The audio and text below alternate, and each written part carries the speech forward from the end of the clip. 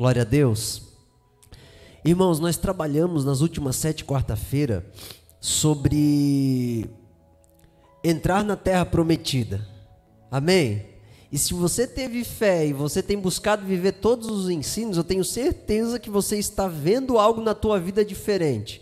Mas deixa eu te falar uma coisa. Na terra prometida, gigante não entra. Amém? Filisteu não entra. Os amorreus não entram. Os cananeus não entram.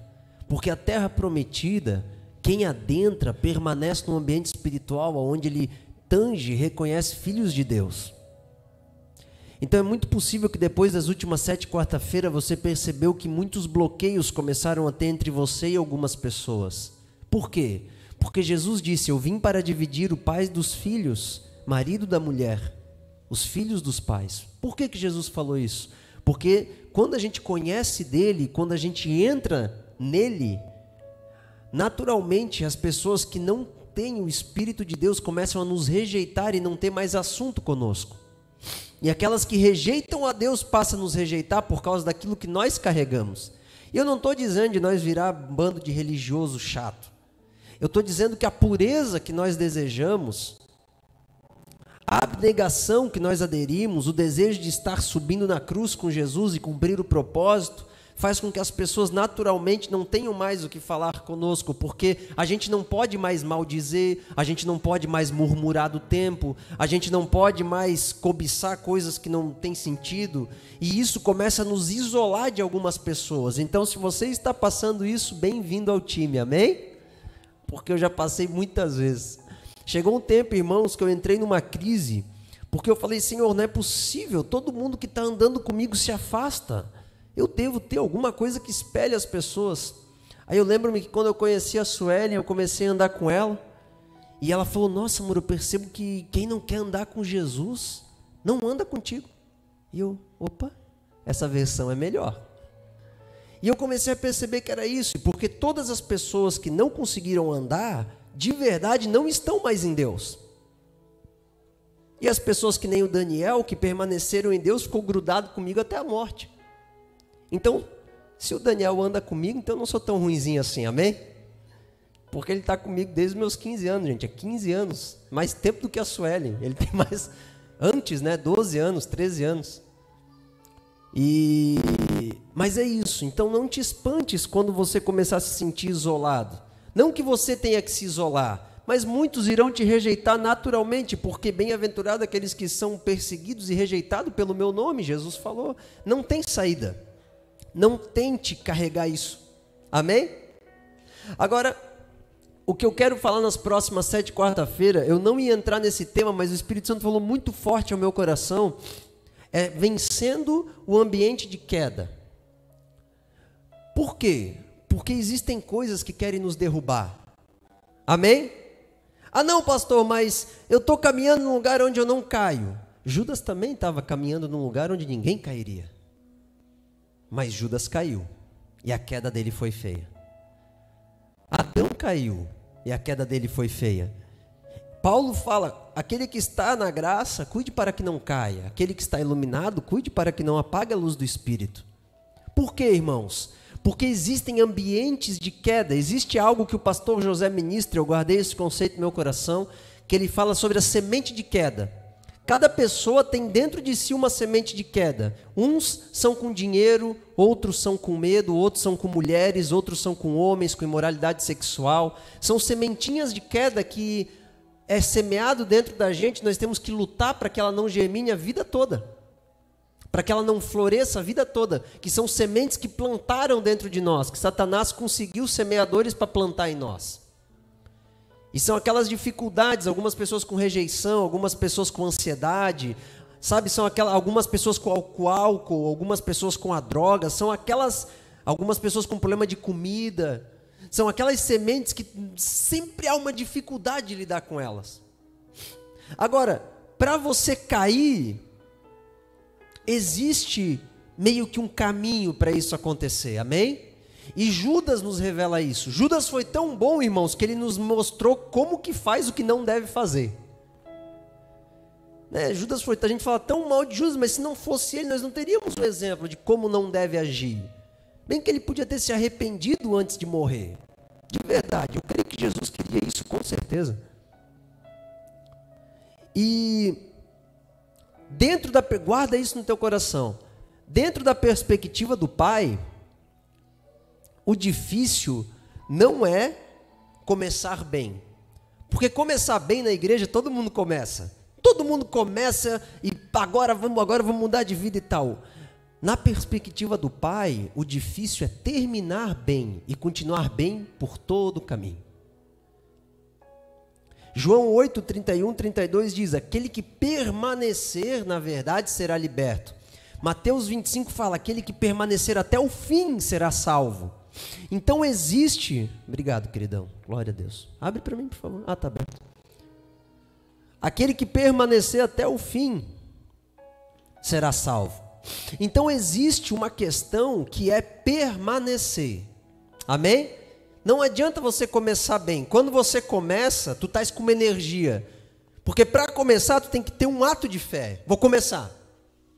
Mas para você vencer, você precisa permanecer. E é aí onde Satanás começa a brincadeira. Ele nunca te impede de começar. Porque se ele fazer você parar, a tua vergonha vai ser muito maior do que não ter começado.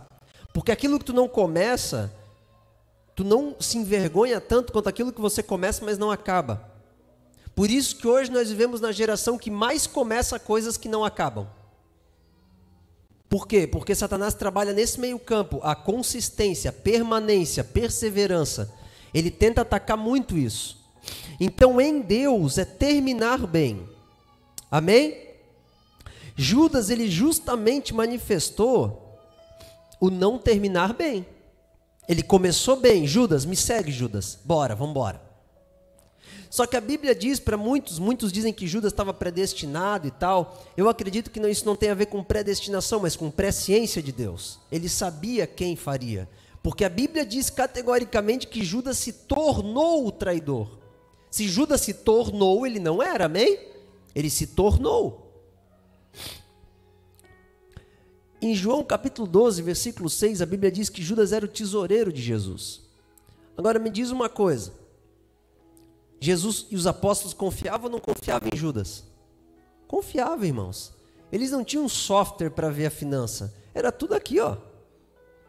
Imagina a inteligência de Judas. Ele cuidava de toda a bolsa dos apóstolos, e não era pouco dinheiro, porque Jesus ganhava muita oferta. Ele carregava muito dinheiro, porque Jesus era patrocinado pelas pessoas muito ricas da época, por causa dos milagres em que ele fazia.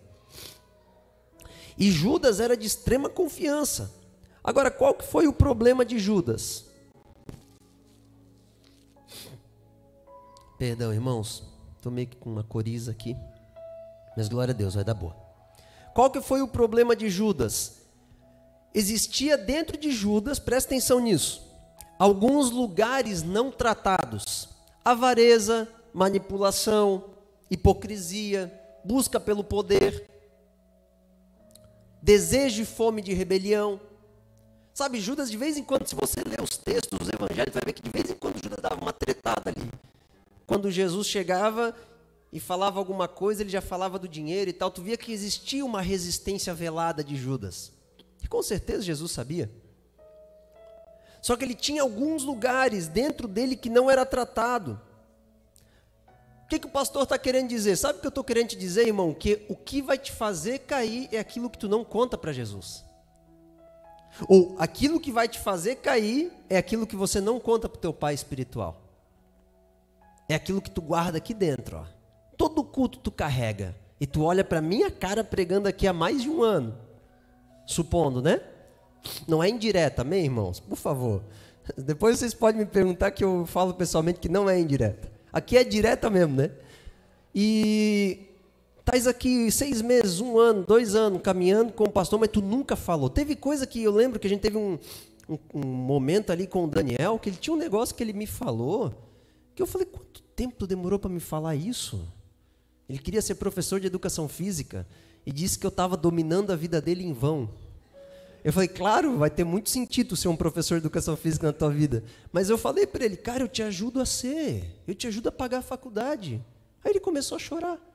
Eu falei, por que tu demorou tanto tempo para dizer isso para mim? Dele, agora eu não quero mais. Falei, o que nos faz cair, irmãos, é aquilo que a gente carrega, sem a gente contar, é aquelas coisinhas que a gente não quer contar porque nós somos autoprovedores, nós temos a imagem de homem para zelar, a imagem de mulher, de lar, e a gente não conta para o pastor. Judas, ele ficou guardando vários lugares, porque ele tinha medo de o pastor saber como era a relação dele com a mulher, com os filhos, ele tinha medo de, vai que eu exponho que eu sou manipulador, mas se tu não expor, tu nunca vai ser curado. Eu não tenho medo de pecado, irmãos.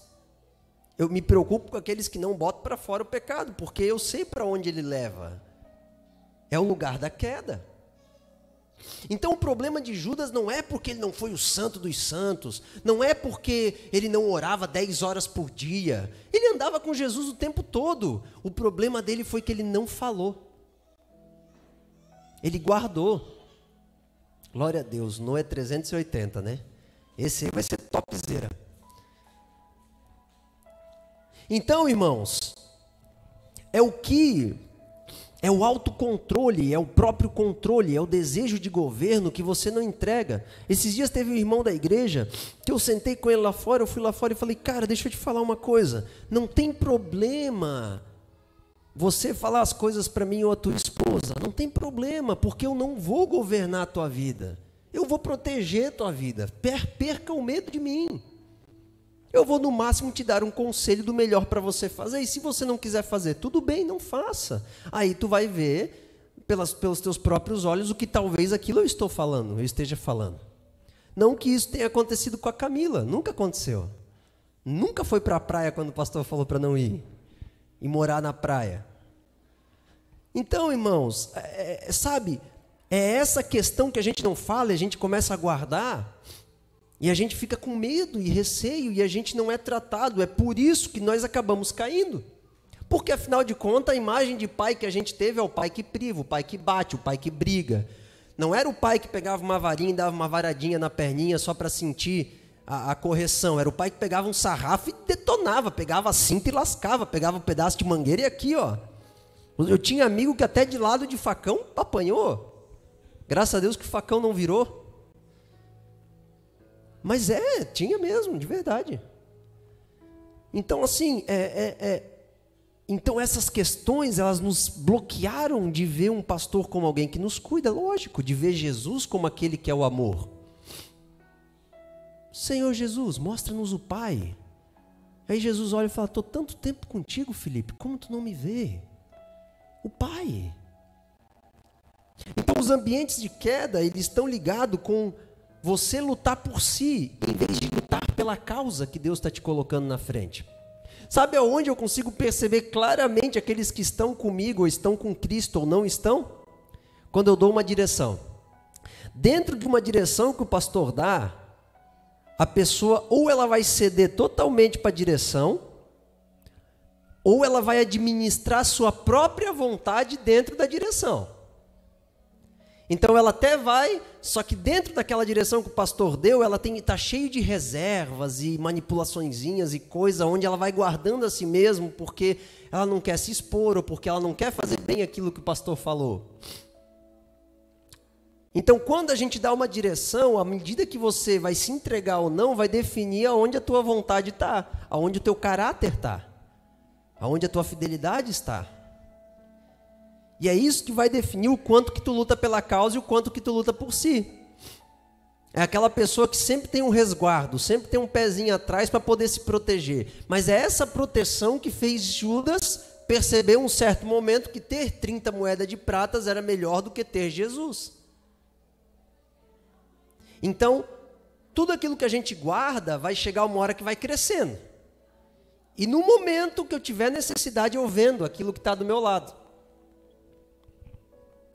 Porque muitos andavam com Jesus, presta atenção nisso. Isso é muito importante. Quando eu entendi isso, mudou a minha vida. Eu pensava assim, como é que pode as pessoas andar com Jesus e trair o cara? E eu entendi. Porque muitas pessoas, quando olhavam para Jesus, usavam dele. Só usavam.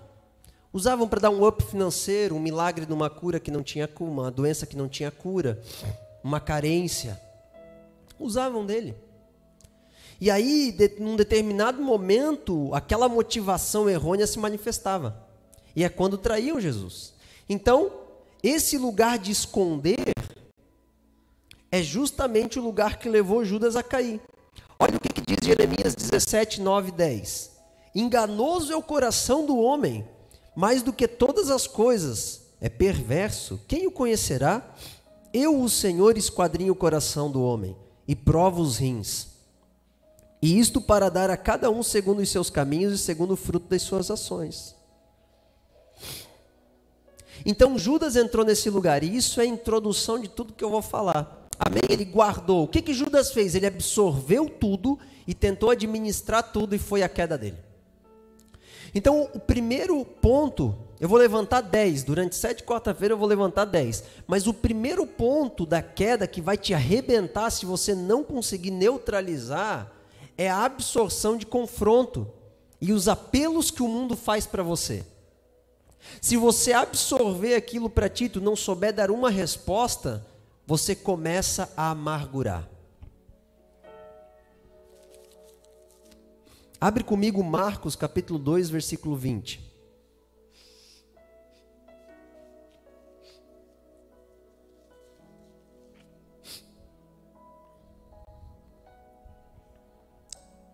O que o pastor está querendo falar? Muitos irmãos vão chegar até vocês e vão confrontar vocês. Eu sou confrontado quase todos os dias, tanto por pessoas de fora quanto por pessoas de dentro da igreja. Confronto os meus ideais, a minha fé, confronta a minha rotina, confronta o meu cotidiano, confronta, as minhas ideias, que está ligado com os ideais. Agora, quando você é confrontado e questionado, o modo que você vai reagir a isso, naturalmente vai definir se você absorve ou não aquele conflito. Ou você se amargura, ou você se defende, ou você entra numa crise e começa a se questionar, ou você age com rejeição e ira. Tudo depende da forma que você vai reagir. O modo em que tu absorve o confronto. Se você absorver todos os apelos e confrontos que as pessoas fizerem para ti, não, tu não é nada. Tu não é nada. O que tu faz, tu não tem excelência alguma. Tu é um Zé Mané, tu é uma Zé Manoa. Não é nada. Aí tu absorve aquilo. Meu, é verdade, eu não sou nada. Meu trabalho é ruim, a minha forma de falar é ruim, minha amizade não vale nada, eu não sou divertido, eu não sou uma pessoa boa de estar, e tu começa a absorver. Não, a minha empresa não é nada, as outras são todas melhores, e tu começa a absorver. Porque tem pessoas falando, te confrontando. Tem pessoas e tem espíritos. Eu sei exatamente quando eu entro num lugar, ou uma pessoa entra num lugar que eu estou, que o espírito de Jezabel está lá, porque ela me rejeita no olhar. Porque eu sou uma autoridade. E essa rejeição, uma vez, irmãos, o espírito de Jezabel, através de uma pessoa, me confrontou tão violentamente. Não foi a pessoa, foi o espírito que estava nela, que eu entrei numa crise profunda, alguns meses atrás, não faz nem tanto tempo, mas eu entrei numa crise, foi em janeiro desse ano, por causa do confronto, abalou o meu interior, e eu tive que dobrar e chorar, e falar: Senhor, eu não vou entrar na caverna que nem Elias, me dá a solução. Liguei para o meu pastor, começamos a conversar, e aí o Senhor começou a me despontar. Depois que o Senhor me tirou daquele lugar espiritual que eu entrei, o Senhor começou a me dar todo o texto e toda a pregação do café de integração, o último que nós tivemos, que foi benção, não foi? Foi top. Mas aquele café de integração o Senhor me deu um dia depois que eu tinha saído de um cativeiro, que eu entrei por causa de um confronto. Porque os confrontos, quando a gente absorve, eles são brutais. Eles nos empurram para um lugar terrível que tu não sabe, tu está sem defesa, tu não esperava aquilo. Então a forma que a gente confronta o mundo, que a gente é confrontado pelo mundo. Olha o que diz. Marcos 2, 20 ao 30, é isso?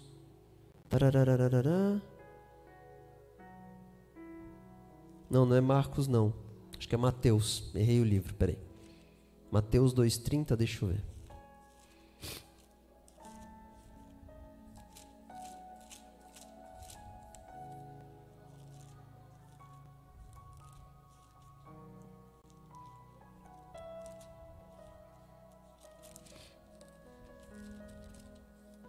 Não, também não é. Mas enfim, é o episódio em que os parentes de Jesus começam a confrontar ele. E que os fariseus dizem que ele está expulsando demônio por Beelzebu. Não, né? Eu acredito que não seja também, mas está por ali. Depois eu passo certinho ali a referência. Mas é o momento em que Jesus está sendo confrontado. Eles falam assim, ó, esse daí é o filho de José. Esse daí expulsa demônio por Beelzebu. Eles estavam confrontando, eles estavam dizendo que o pai de Jesus era o diabo. Imagina o nível de confronto. Os irmãos de Jesus estavam questionando a autoridade de Jesus. Os caras que viveram com ele, viram toda a obra dele durante 30 anos. Eles chegam, aí ó, mas é em Marcos, mas essa referência aí também. Alguns deles o censuraram, olha, ele expulsa demônios pelo poder de Beelzebu. Só que tem mais textos que mostram Jesus sendo confrontado o tempo todo. Ele está possesso. Ele é louco, ele é só um homem, ele é o filho de José. Agora, é interessante, irmãos, por que eu estou falando isso? Porque nesse momento é aí que eu quero pegar o negócio. Satanás chegou em Lucas capítulo 4, por ali também, para Jesus e falou assim, tu és filho de Deus, transforma essa pedra em pão.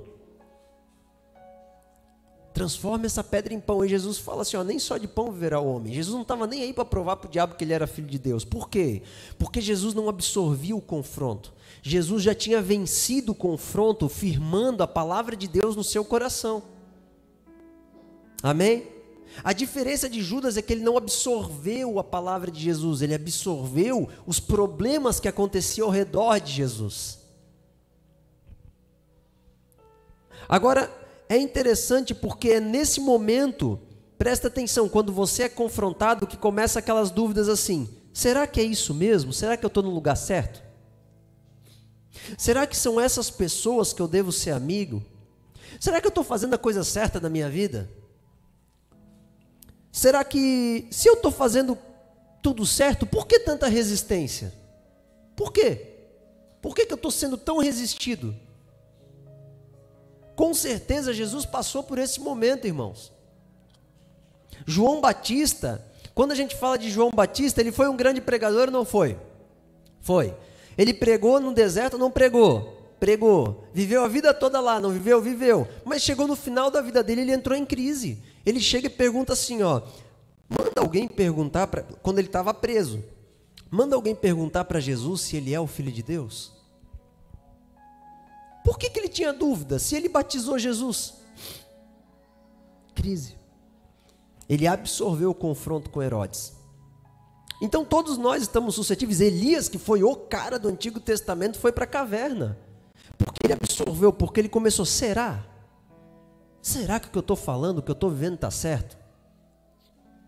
Será que o que eu estou pensando está certo? Será que isso daqui faz sentido? Será que a Bíblia fala para curar? Eu já vi gente curando, mas tem outras que eu não vi. Por quê? O que está acontecendo? Será que tem sentido isso aqui? Então começam os confrontos. E aí eu te pergunto, em meio a tantas dúvidas, aonde é o único lugar que você pode se sustentar? Abre comigo Mateus capítulo 7.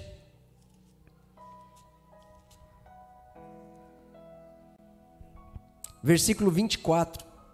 Diz assim: todo aquele, pois, que escuta as minhas palavras e as pratica, assemelhá-lo-ei a um homem prudente que edificou a casa sobre a rocha. Desceu a chuva, correram os rios, assopraram os ventos, combateram aquela casa e ela não caiu, porque estava edificada sobre a rocha. Amém? Então é isso.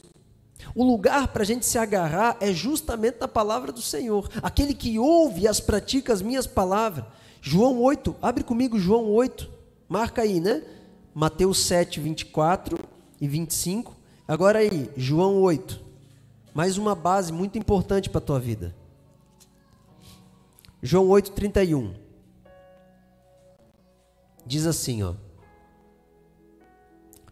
Se vós permaneceres na minha palavra, verdadeiramente sereis os meus discípulos, conhecereis a verdade e a verdade vos libertará. Então a forma de você passar da crise é você tendo a convicção do que deve ser feito, de acordo com a palavra da verdade e da justiça, e permanecer. Ah, mas eu estou pensando tanta coisa. Não importa o que tu está pensando. Tu vai vencer se tu permanecer na palavra. Tem pessoas que chegam e falam: pastor, por que tu tem tanta certeza do que tu está falando? É muito simples, porque o que eu falo, eu sempre busco estar totalmente alinhado com a palavra de Deus. O que eu vou falar no sábado está tudo peneirado pela palavra de Deus. Tudo, 100%. Eu não vou falar um pingo que não esteja aqui dentro. Todas as conclusões, todas as análises, tudo que eu vou pensar, tudo que eu pensei, está tudo aqui. Então é isso que nos faz transpassar o tempo, independente da cultura. Nós vamos vencer, nós não vamos cair, desde que nós permaneçamos na verdade de Deus. Então alguém se levanta contra mim, pastor, e a pessoa fala mal de mim, acabou com a minha vida. Olha, eu sei de uma coisa, não fala mal dela, porque a Bíblia diz, o Senhor Jesus falou ali em Mateus 5, bendiga o que vos maldizem. Para de falar das pessoas. Sabe, eu estava hoje mesmo sentado com a Suelen, com a Vitória, a gente falando sobre coelho da Páscoa, e eu falei, nem vamos começar a falar quem faz, quem não faz, porque senão a gente foca no erro das pessoas. Só vamos apontar que é diabólico. Acabou. Um coelho que rouba a imagem de um salvador, pelo amor de Deus, gente, isso daí é diabólico, mas não vamos ficar apontando, fulano faz, ciclano não faz, não sei o que não faz. Não, vamos seguir o caminho, e as pessoas, deixa que elas observem, aprendam e entrem. Porque senão a gente vai ficar maldizendo, apontando, vamos segura. Sabe, quando a gente senta nas mesas, talvez chegou a hora de a gente falar mais da palavra, menos das pessoas. É tempo de falar de palavra. E aí, qual foi teu devocional hoje? Eu tenho perguntado isso, pessoal. Todo mundo aqui faz devocional todo dia, porque eu sei que vocês são tudo homem santo e mulher santa. Então vamos falar do devocional que a gente faz. O que você leu? O que você meditou? O que Deus te mostrou hoje? O que Ele tocou no teu coração? Sabe, irmãos, deixa eu falar para vocês. Hoje eu estava lá no devocional chorando com o Senhor, eu e Deus. E daqui a pouco Ele trouxe uma palavra. Eu vou até ler para você. Vou abrir meu coração de hoje. Aqui, ó. 1 Coríntios capítulo 15, versículo 58. Portanto, meus amados irmãos, sede firmes e constantes, sempre abundantes na obra do Senhor. Eu estava meio cansado hoje de manhã. Estava lá de joelho dobrado no sofá. Hoje me deu uma vontade de orar de joelho dobrado, gente, que é uma coisa incrível. Eu orei 2 horas de joelho dobrado. Fazia tempo que eu não fazia, e sabe, o Senhor me pegou e eu não sei, estava boa a minha coluna assim, meio que massageadinha, e fiquei lá. Sofá baixinho, botei uma almofada, estava gostoso o ambiente. E aí, geralmente eu fico andando, né? Mas hoje estava de joelho. E não dormi. Amém? Não dormi. Porque o Daniel, se tu vê na sala de oração muito quietinho, aquele homem todo de joelho dobrado, estranha, irmãos. Com o ar-condicionado, estranha. E aí o Senhor é um pouco cansado. Eu li esse verso aqui, na hora ele saltou. Sede abundantes na obra do Senhor, sabendo que o vosso trabalho não é vão no Senhor. Pum. Trouxe um refrigério na minha alma. Eu até pensei, acho que eu vou fazer um quadro com esse versículo. Porque tem hora, irmãos, que a gente está trabalhando tanto, e a gente já não sabe mais nem por que a gente está trabalhando tanto. Por que tanto seminário? Por que tanto culto? Tem uma hora que a gente pensa, meu Deus do céu, eu estou fazendo tanto. Porque não é por dinheiro. Por dinheiro. Sabe, irmãos, aí o Senhor falou, não é vão. Continua. Tu não sabe o que está acontecendo, mas não é vão, continua. E aquilo veio um refrigério no meu coração, irmãos. Pronto, eu ganhei amanhã, eu ganhei o dia, eu ganhei tudo. Amém? Devocional, ele transbordou. Então vamos falar dessas coisas que são boas, amém? Agora deixa eu seguir aqui. Deu uma crise de choro aí em alguém? Glória a Deus, vai dar boa. Irmãos, pronto. Absorção de conflito. Vocês serão confrontados e questionados. O coração de vocês tem que estar onde? Na palavra. Ponto. Permanece na palavra. Ah, mas chega alguém, não, tu é um maluco, fica trabalhando todo dia pela igreja. Portanto, meus amados irmãos, sede firmes e constantes, sempre abundantes na obra do Senhor, sabendo que o vosso trabalho não é vão no Senhor.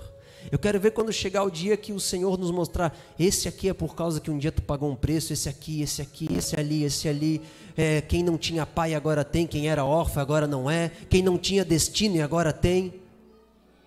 Amém? Vai valer a pena. Então, deixa transbordar. Agora, ponto B. Pastor, mas eu nasci de novo e eu tenho a mente de Cristo. Por que eu ainda estou nessa perspectiva de queda, que eu posso cair ou não? Sabe por quê, irmão? Porque mesmo que você aceitei Jesus como fiel e salvador, você recebe o Espírito de Cristo, e você foi regenerado, você começa a ver o que você não via. Entretanto, existe uma palavra na Bíblia chamada santificação.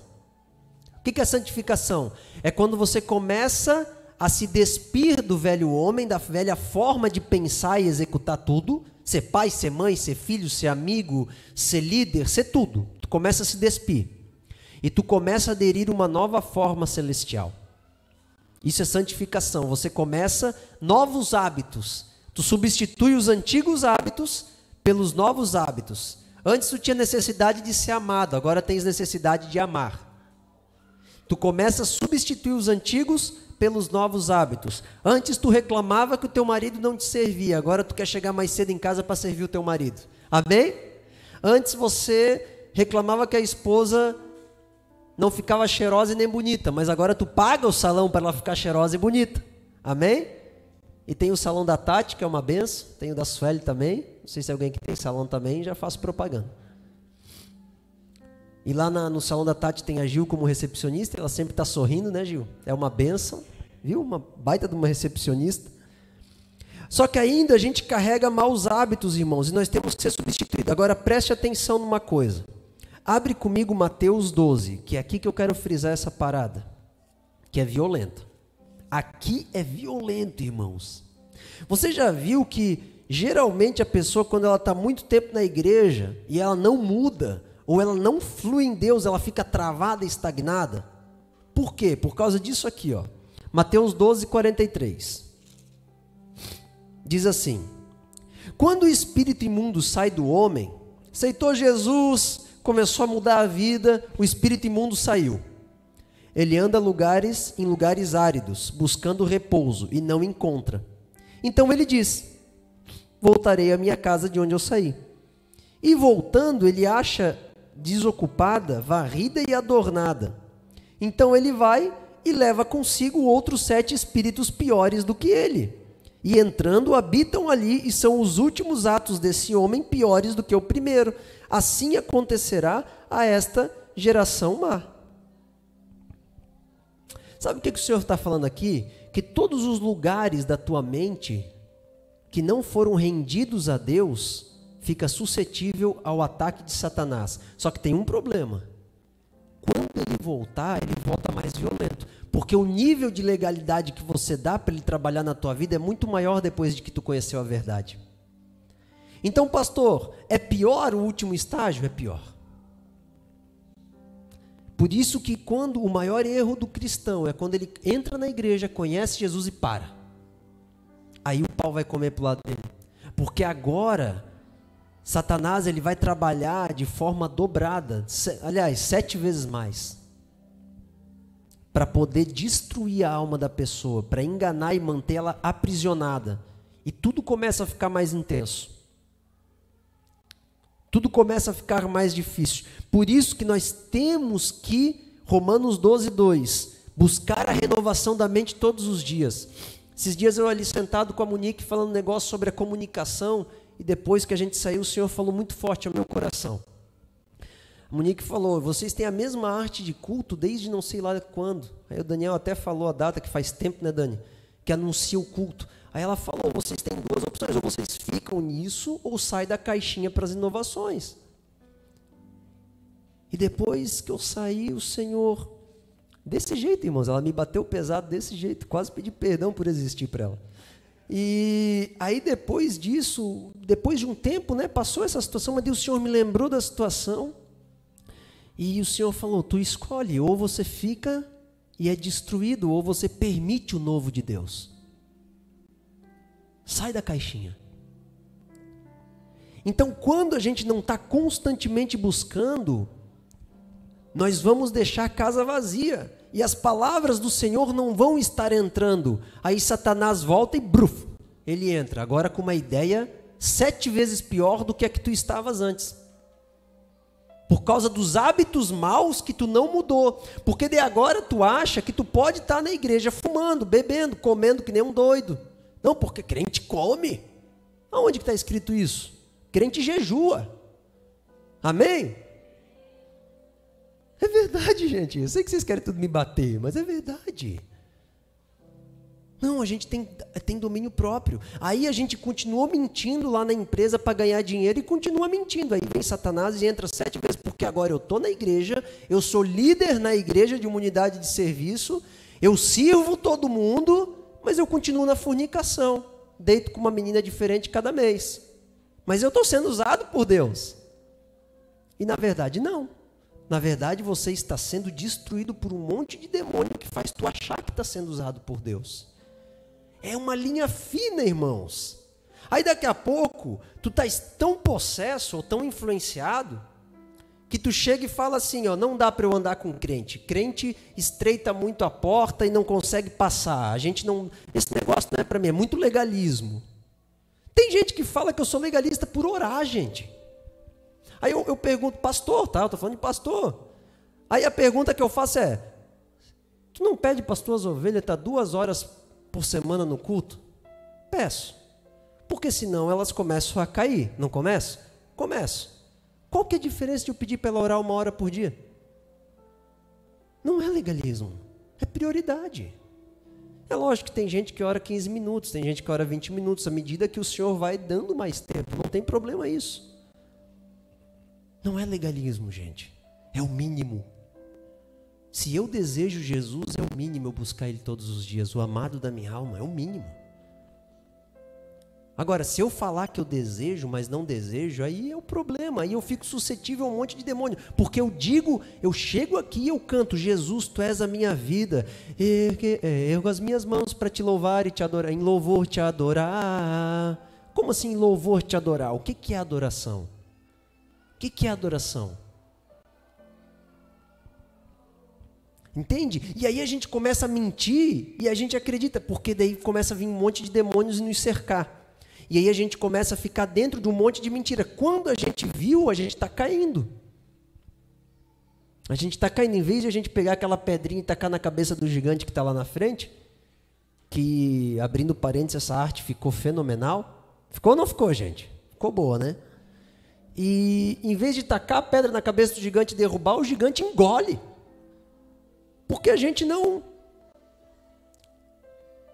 Então, irmãos, quando a gente não dá a resposta, abre comigo, 2 Pedro 2,19. Quando a gente não dá a resposta, vai lá, para vocês verem que o pastor de vocês não está exagerando. Isso aqui pega na canela da predestinação, irmãos. 2 Pedro 2,19.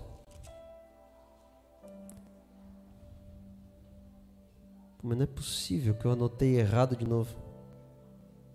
Deve ser 1 Pedro, então. Estou ruim para anotar versículo hoje, gente. Deixa eu ver aqui, 1 Pedro 2,19. Não. Acha ali para mim, Dani, aquele que fala de regredir ao vômito, por favor.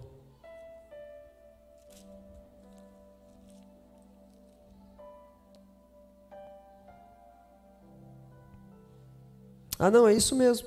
2 Pedro 2,19, está certo.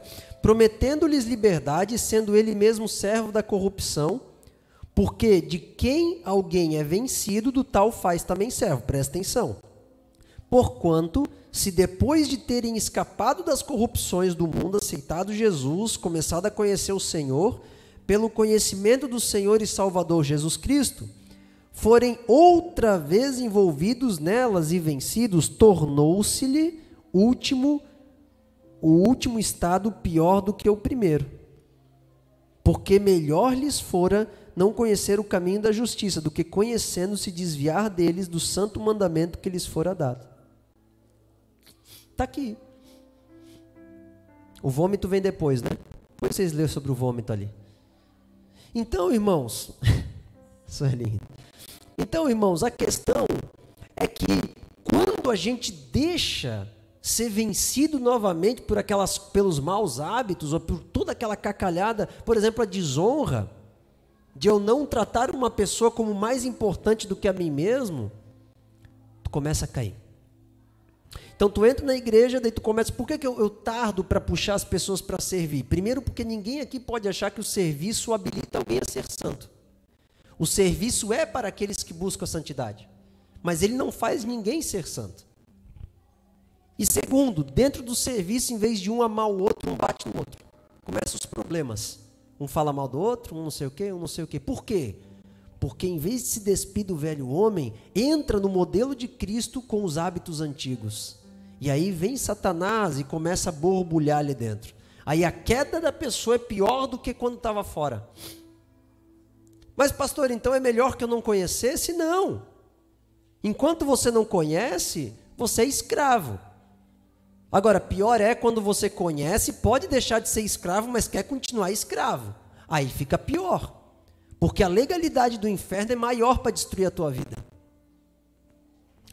Então esse é o lugar que nós precisamos sair dessa letargia, sabe? Você tem que lutar, não tem jeito, irmãos, constantemente, até o último dia da tua vida.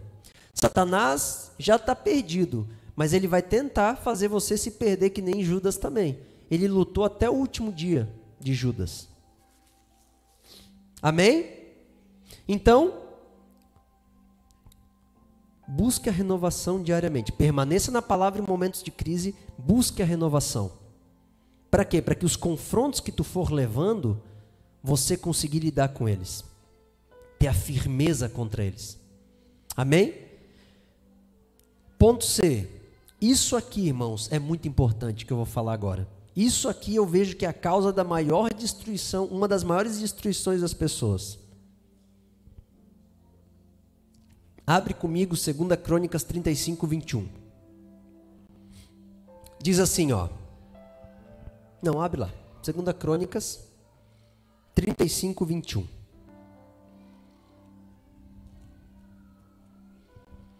Então, ele mandou mensageiros dizendo: que tenho eu contigo, rei de Judá? Não é contra ti que venho hoje, mas contra a casa que me faz guerra. E disse Deus que me apressasse. Guarda-te de opores a Deus, que é comigo, para que ele não te destrua. Ponto. Presta atenção nesse cenário. Sabe quem que está falando ali, irmãos? Neco, que era o faraó do Egito. O faraó do Egito dizendo assim, ó, falando para o rei de Israel, que era para ser o rei ungido por Deus, dizendo assim, ó, por que tu vem contra mim se Deus está comigo? Olha que loucura. Agora deixa eu te contar o cenário. Está falando de Josias, inclusive eu tenho um quadro de Josias. Josias foi o maior avivalista da época dele. Sabe o que Josias fez? Ele conseguiu fazer Israel inteira, sem WhatsApp, sem rede social, sem YouTube. Ele fez Israel inteiro voltar para a palavra de Deus. Ele conseguiu trazer a palavra de Deus para o centro de Israel. Israel voltou a ser bíblico. Se converteram dos seus maus caminhos. Revolucionou. Deus deu a missão para ele, ele cumpriu. Revolucionou a nação inteira, irmãos. Extraordinário. Esse foi Josias. Depois que ele acabou de fazer isso, sabe o que ele fez? Ele se levantou no Vale Megido contra Faraó. Só que Deus não mandou ele ir contra Faraó. Preste atenção nisso. Preste bem atenção nisso. Deus não mandou Josias ir contra Faraó. Mas ele foi. A ponto de Faraó falar, cara, Deus é comigo. Deus já me mostrou que não é para me levantar contra ti. E ele mesmo dizendo isso para Josias, Josias se levantou contra ele. Sabe o que aconteceu com Josias? 2 Reis 23, 29. Nos seus dias subiu o faraó Neco, o rei do Egito, contra o rei da Síria, o rio Eufrates. E o rei Josias era entre Egito e a Síria. Mas o rei Josias entrou no meio de uma guerra que não era dele, e vendo ele o matou em Megido. Morreu. O rei extraordinário, com know-how, com um currículo inigualável dos séculos ali na época, morreu. Por quê, irmãos? Porque ele guerreou uma guerra que não era dele. Só por isso. O maior caso, presta atenção, o maior peso que tu tem nas tuas costas é por você estar tentando guerrear guerras que não é tua. A Bíblia não diz que cansa fazer a vontade de Deus. Ainda que tu é levado para Roma para ser decapitado, tu vai alegre. Mas quando você começa a carregar coisas nas tuas costas que não são tuas, você começa a morrer, a desfalecer. Presta atenção nisso. Toda guerra que você tentar travar que não é tua, tu vai começar a morrer porque Deus não está contigo. Esse que é o problema. Esse é o ponto em que pais estão à frente da guerra que os filhos deveriam guerrear. Não os pais, mas os pais estão tentando levar o problema dos filhos. Sabe, às vezes eu sento com o Jonathan é bem afoito em algumas coisas, eu falo, Jonathan, vai com calma, porque nós temos que deixar o irmão ou a irmã avançar. Não avance por eles, porque senão tu vai carregar nas costas uma guerra que não é tua. Tem mulheres tentando fazer o que o marido deveria fazer. Tem marido tentando travar a guerra que a mulher tinha que travar. Não adianta você tentar dobrar o teu joelho 2 horas porque a tua esposa não dobra meia. Dobre meia, só que, ore a Deus, levante a minha esposa. Não trave a guerra de pessoas que não é a tua guerra, que Deus não te deu. Não queira levar na igreja ministério. Eu sou muito a favor de servir na igreja. Eu dou a minha vida pela obra de Deus, porque eu entendo que assim que tem que ser. Eu quero morrer trabalhando para Deus, só que fazendo o que Deus me mandou. Eu tenho dito para o Daniel tem preparado a tesouraria para o Nicolas, a gente tem mexido na comunicação ali para o Alan, mas eu tenho dito, Daniel, mas tu é filósofo, tu tem que cuidar da escola, tu tem que cuidar da doutrina dos apóstolos, porque tu é um peixe fora da água, se tu ficar longe disso, porque é onde Deus te colocou. Se a gente começar a carregar nas costas coisas que não são nossas, nós vamos morrer, nós vamos acordar de manhã cansado. Pode perceber, quando você está lutando contra aquilo que é para ti lutar, tu já acorda de manhã, bora que eu vou pegar esse gigante. Mas quando você está muito em coisas que você não deveria, é desanimador. Tu acorda de manhã, meu Deus. Eu vivi em crise, irmãos. Eu amo, por exemplo, o salão, a loja da Sul, a Zion. Mas quando eu acordava, que eu via na perspectiva que eu ia ter que passar meses e meses trabalhando em função, já me dava um desânimo. Mas por que, se eu sou apaixonado por empreender? Porque Deus me chamou para guerrear uma guerra espiritual na ministração. Para eu trazer conceitos bíblicos para as pessoas serem encorajadas a avançar. Então eu posso até atuar em algum momento porque Deus balizou uma necessidade, mas eu não posso ficar fora da água, senão eu morro. Você está entendendo? Não carregue as guerras que não são tuas, não carregue as guerras dos teus pais, do teu sogro, da tua sogra, do teu marido, da tua mulher, do teu ex-marido, da tua ex-mulher. Não carregue a dor de coisas que você não tem condição de lutar. Por isso que é importante a direção pastoral, porque o pastor ele tem que proteger você de não entrar onde você não deve. Tem muita gente fazendo faculdade que não devia. Tem muita gente entrando em serviços que não deveria.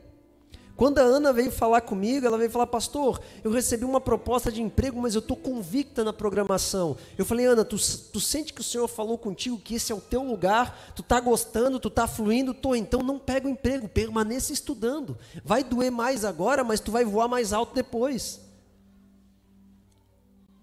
Mas talvez ela poderia começar a travar uma guerra que não era dela. E aí ela iria se frustrar, desanimar e ficar sem sentido. Então não trave as guerras que não são tuas. Talvez você pode dobrar o teu joelho e chorar pelo teu filho, mas não fazer o que só o teu filho pode fazer. Tu não pode. Ou a tua filha. Existe uma resposta em que as pessoas têm que dar. Agora o mundo, ele sempre vai fazer um apelo para ti. Ele sempre vai te botar uma culpa. Ele sempre vai te botar um encargo, ele sempre vai te botar algo que não vem da vontade de Deus. Deixa eu te falar uma coisa, tu não foi chamado em nome de Jesus, que Deus tire o fardo das tuas costas, de achar que tu deve suprir o mundo inteiro. Tu não foi chamado para isso. Deus tem um propósito e uma missão para a tua vida. Deus tem uma parte para tu administrar com excelência. Foque no que Deus colocou nas tuas mãos. Não vá contra, porque senão, assim como morreu Josias, tu morrerás. Não carregue. Sabe quando Deus me ensinou isso, irmãos? Eu baixei assim as minhas costas, eu lembro que eu estava sentindo um peso, eu estava tenso, e eu falei, Senhor, obrigado. Eu muito afoito com as direções da igreja aqui, né? Cada setor, comunicação, grupo de unidade, mas o Senhor falou assim, filho, eu tenho uma guerra para ti, não carregue todas, deixa as pessoas guerrear no lugar delas. Sabe, hoje eu cheguei para o Júnior, eu falei, Júnior, acalma teu coração. Deus está te alinhando para tu conduzir o faminto, não se preocupa com muitas coisas, Deus está te botando no lugar correto. Mas às vezes a gente quer carregar tudo. Não, solta algumas coisas, confia nas pessoas que estão contigo. Relaxa e deixa Deus te apontar o caminho. Amém? Porque daí tu vai andar na graça dele. Deixa eu te falar uma coisa, tem coisa que é os teus pais que vão ter que resolver. Eu falo para os filhos. Não queira resolver o que os teus pais têm que resolver. Tu não pode. Não é tua função. A tua função é ser filho amado. E deixa o teu pai encontrar o lugar dele no Senhor. Não carregue nos ombros a dor de lutar algo que você não consegue carregar. Amém?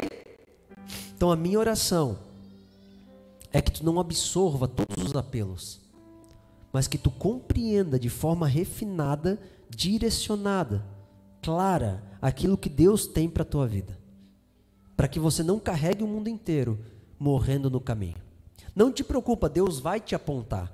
Ele vai te empurrando de modo sutil, Ele vai te empurrando, confia nele. Amém? Deixa eu falar rapidamente 8 áreas de confronto que Satanás vai tentar atacar vocês. Primeira, integridade e transparência. Jó foi atacado, foi chamado de interesseiro. Satanás vai tentar atacar a tua integridade e a tua transparência, tua devoção e a tua fé. Quando Daniel foi lançado na cova dos leões, a devoção e a fé dele foi colocada em auge. Satanás vai tentar atacar isso. Os teus ideais e o teu propósito. Jesus foi atacado no deserto por Satanás, nos ideais e propósitos dele que estavam bem estabelecidos. A fidelidade com o próximo e a vida financeira. Satanás vai ficar tentando atacar para você dar manipulada, assim como Ananias e Safira cederam e morreram em juízo, porque não foram leais. Na mente, quinto ponto, na mente. O gadareno e a jovem adivinha, tinha perturbação na mente, eram lugares não resolvidos. E a mente, irmãos, isso aqui é importante. A mente, ela só pode ser transformada pelo Espírito Santo. Amém? A tua entrega em amor verdadeiro para Deus e gratidão a Deus, porque quanto mais grato tu é para Deus, mais Ele pode entrar. E quanto mais tu se entrega, mais Ele te transforma. Então, sem a tua entrega, não tem pastor no mundo que vai mudar a tua vida. Deixa eu falar, eu sou limitado. Eu estou aqui para te amar, mas quem te transforma é o Espírito Santo. Amém? Eu sei que muitas pessoas sobem aqui e falam assim, quando eu conheci o pastor, eu fui transformado. Foi pelo Espírito Santo. Eu só sou aquela pessoa que está aqui para ficar te abraçando enquanto Ele te pega. Amém? Mas é Ele quem transforma. 6. Na vontade. A Bíblia fala sobre um jovem, depois tu lê lá nos evangelhos, que ele ficava se jogando na água e no fogo. A vontade dele era guiada e influenciada por demônios. Sabe o que o diabo mais quer? Que tu ceda sempre para a tua vontade. Porque um dia tu vai para o culto, outro dia tu não vai. Um dia tu faz, outro dia tu não faz. Um dia tu levanta, outro dia tu desce. Tu nunca tem firmeza. Na saúde, tem enfermidades que têm origem no plano físico, amém? Se tu lamber a salmonela, tu vai ficar mal. Amém? Ou se tu botar para dentro alguma coisa que tem hepatite, tu também vai ficar mal. Só que também tem as doenças que são oriundas do plano espiritual, que nem a falta de perdão é campeã em câncer. Campeã em câncer. Pode ver uma pessoa que geralmente que tem câncer não perdoa. Pode ver. Pode haver exceções, mas a maioria das vezes tem essa origem. Né? Então, por quê, pastor? Porque quando tu não perdoa, tu perde força e autoridade de demônios. Se tu tentar botar a mão na cabeça de alguém para expulsar um demônio, e tu é alguém que não perdoa quem te feriu, tu vai levar um pau do demônio. Verdade? Não temos autoridade para lidar com o demônio se a gente não perdoa, porque Deus não é conosco. E o último ponto que mais eu vejo que destrói a área sexual. Muitos têm vergonha e medo de falar sobre ela.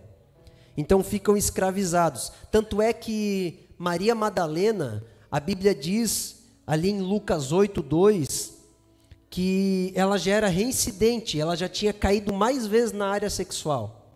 Provavelmente ela já estava naquela etapa dos 7 demônios. Maria Madalena. Por quê?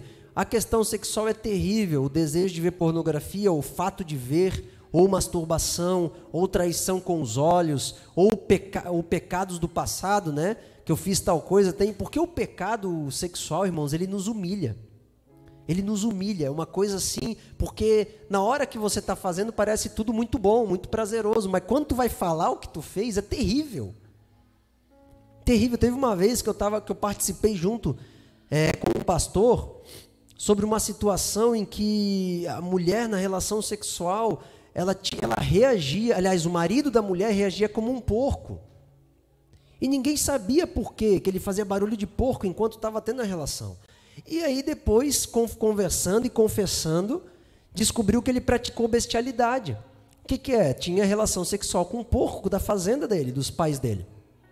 Isso era muito normal, porco, cabrito, galinha, bananeira. Antes tinha muito confessando sobre isso, hoje em dia é com outras coisas. Mas isso são coisas que a gente fica guardando porque é vergonhoso. Imagina tu falar que tu teve relação com um porco. Tu não vai saber onde enfiar a cara, pastor, é ou não é? Mas tem que curar. Quando eu sentei... As meninas estão rindo ali, misericórdia, gente, vocês me ajudam. Eu estou tentando ficar sério, mas não consigo, pelo amor de Deus. Então, irmãos, eu tive que confessar muita coisa para o meu pastor que é vergonhoso demais. Meu Deus do céu, que vergonha que eu passei. Mas passa 5 minutos avermelhado do que uma vida amarelando, amém? Bota para fora esse negócio aí, porque daí o diabo não vai ter força sobre a tua vida. Amém? Vale a pena, seja abuso, seja prática, seja o que for. É pepino, é complicado, é chato. Mas depois que tu confessar, tu vai ver que tu ficou livre. E a tua vida é um livro aberto, e se tu falou do que mais te humilha, então não tem mais o que tu não vai vencer. Todos esses ambientes que eu falei para vocês aqui são ambientes de queda, que se você vencer, você não cai. Amém? Se coloca de pé em nome de Jesus.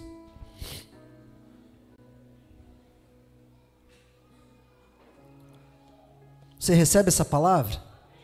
Glória a Deus.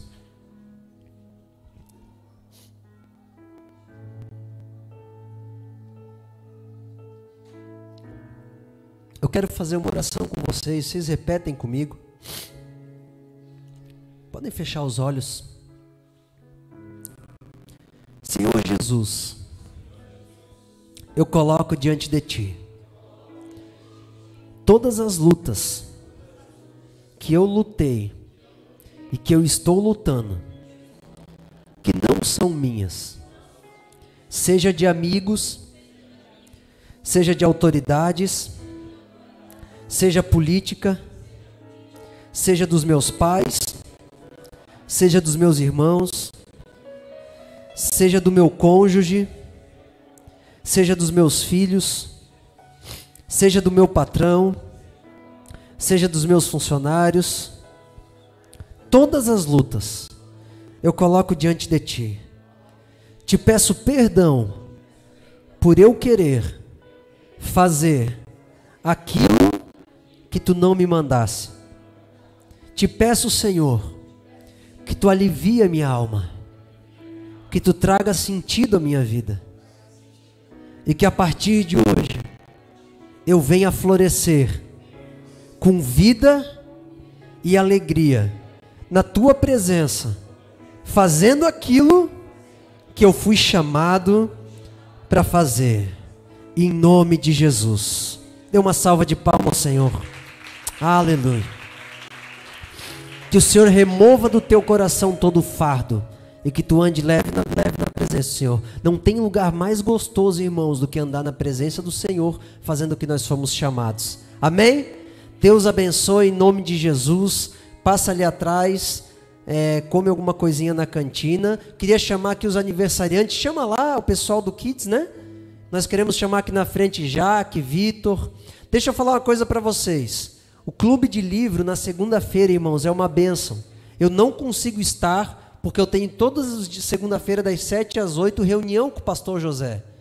Mas o clube de leitura é uma bênção, porque tu vem, tu senta e tu imagina. O Daniel, já pedi para ele vai estar trabalhando com o livro A Revolução dos Bichos. E ele vai estar trabalhando esse tempo até o dia que a Ana Campanholo vai vir aqui. E eu peço que todos comprem esse livro. No Kindle online é R$2, R$3. Amém? Se vocês quiserem encomendar, eu quero o livro físico. Nós vamos tentar achar para vocês ali na livraria, para você poder ter também. Mas adquira, leia. Por quê? Porque a Ana Campanholo vai estar aqui para falar sobre as realidades do livro. E é muito importante que nós estejamos atentos ao que ela vai falar. E que nós venhamos nos despertar para a leitura. Venham, irmãos. Passe esse momento. É segunda-feira, né, Dani? Das 19 às 20. É um momento precioso. Eu assino embaixo, irmãos. Vale a pena sentar na salinha e ficar conversando um pouco acerca da leitura. Amém? Glória a Deus. Vem aqui na frente está a Maria, a Jaque. Pode vir aqui na frente, Jaque. Oh, apareceu o homem. E mais quem? A Esther? A Esther, a Camila. Camila? Camila fez nessa semana? Quem que fez nessa semana? A Esther, mais quem? E na semana passada? A Gil. Vem cá, Gil. Vem cá. Vamos botar tudo num saco só.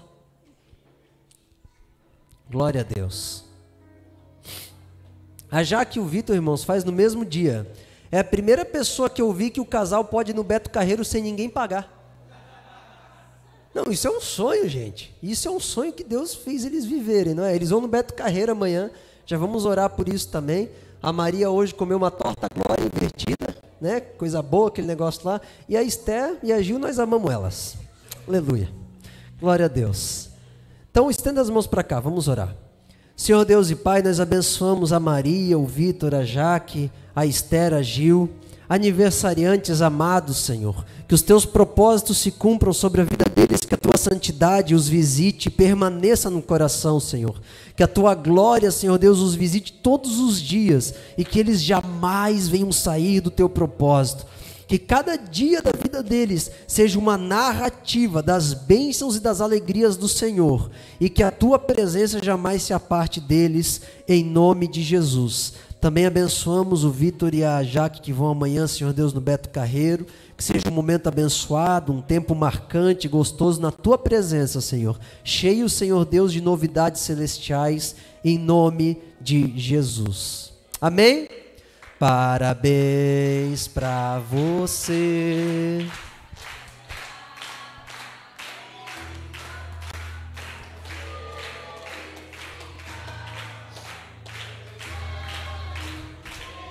Ei, viva eles, glória a Deus. Deus abençoe, gente. E para comemorar, alguém paga para eles um salgado na cantina, amém? Um docinho, salgado, em nome de Jesus. Deus abençoe.